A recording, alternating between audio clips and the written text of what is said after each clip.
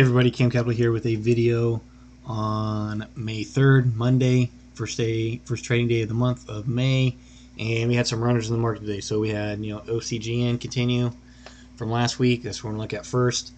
We're also going to look at PRPO, which took off on a COVID-related news, partnering with Amazon, or at least giving out their tests on Amazon, and then another one unrelated to COVID, ISNS. Up on a restructuring and a basically a rebranding, doing a holding type deal. But also had some runners again of BTX. It's been going crazy the last couple of days. Got up to 80, 90 in pre-market, bounced around 60s and 70s today. So we do have some good volatility finally coming back to the market after a somewhat less exciting April. May is usually a typical. If you listen to the mainstream Kramer's, MSNBC, yada yada yadas, you get your typical sell them and go away. But last summer was pretty active trading, so let's hope that's the same case for this summer. And the first day of May started out pretty well, for a lot of different companies, right? So OCGN, 13 up to 16.2, PRPO doubled. We'll look at some other ones too, but here we go. OCGN to start. So we got still a continued gap up after hours into pre-market, right? So close Friday, 1265. Got this big push 430. Probably corresponded with some news right at 430. I think I remember seeing that this morning. Yep. So a NASH study showing Covaxin potentially effective against 3 key variants. So obviously good news. Pushes up higher. Gets us up to into $14, and so you see really we got the high, on Friday up in the 13.4s. Should that level should have been immediately marked as soon as we got this big move up. That'd be a good level to risk off of. Moves up higher. See on the open, kind of pull back. Can't get below this pre-market resistance level, and then we just continue trending higher. Obviously, this is a pretty hard, choppy trade in the morning, right? That's a pretty long candle, another long indecision candle. But really mid-morning, you'll see here this 8 o'clock time frame was a better entry in my opinion, especially if you play 10-15 minute charts. So here you have 10-15 on the 10-minute chart here, indecision, really using that 22 as support.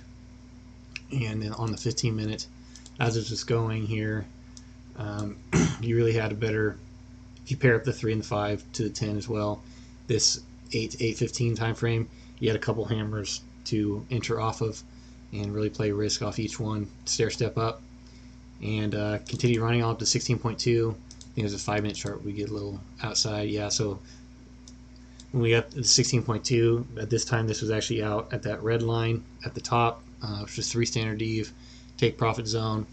And so really this was a time when I would have liked to got short off that using that standard dev level, but of course Interactive Brokers didn't have any shares to short.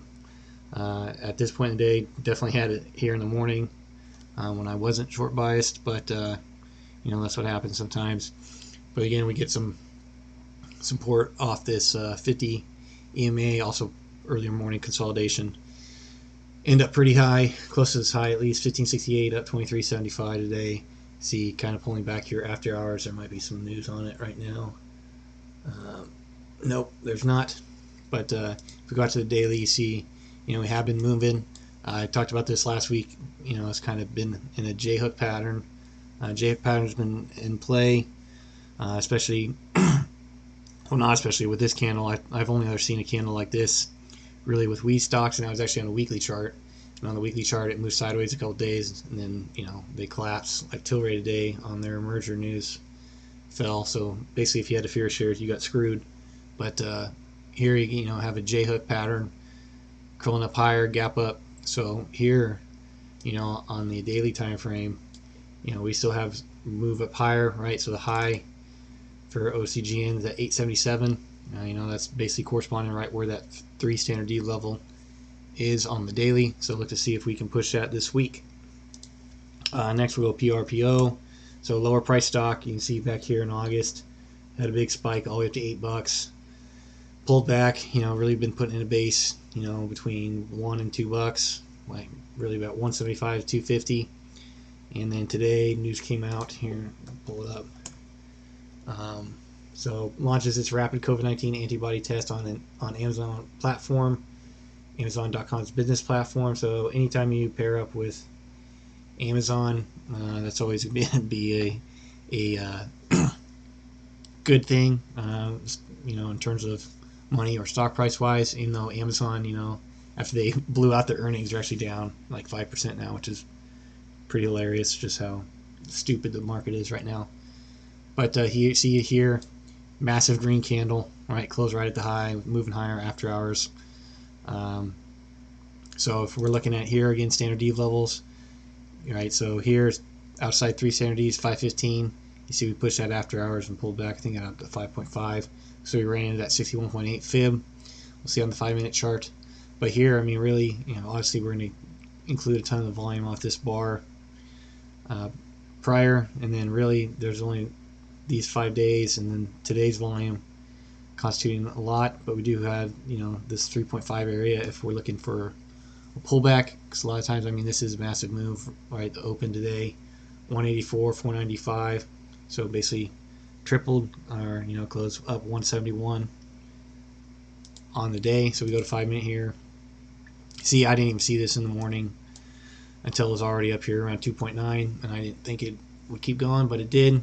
But you kind of get this triangle in the morning, right? So looking for a retest at high 2.5, one retest fail, right? But we still have this triangle forming off the 22 EMA here, breakthrough 5, and then we take off, got all the way up into the 4s, and then really use the 22 and the 9 EMA second half of the day. See here, got up to 567, pulled back, now 9 EMA still in play, pull back, and then just while I was talking now, so it looks like we could keep going higher even into after hours. So who knows how far this thing can go for the rest of the week, especially pairing with Amazon. Who knows, it could be a good target for a company to buy going forward. And then the other company that was up, I was watching today, ISNS, so Image Sensing I'm not even able to say that. Image Sensing Systems. Gee, that's gonna screw me with my lisp speech impediment. But so they actually had some news out Friday. Got a little pop. Actually, a lot of volume on Friday. More volume Friday than today.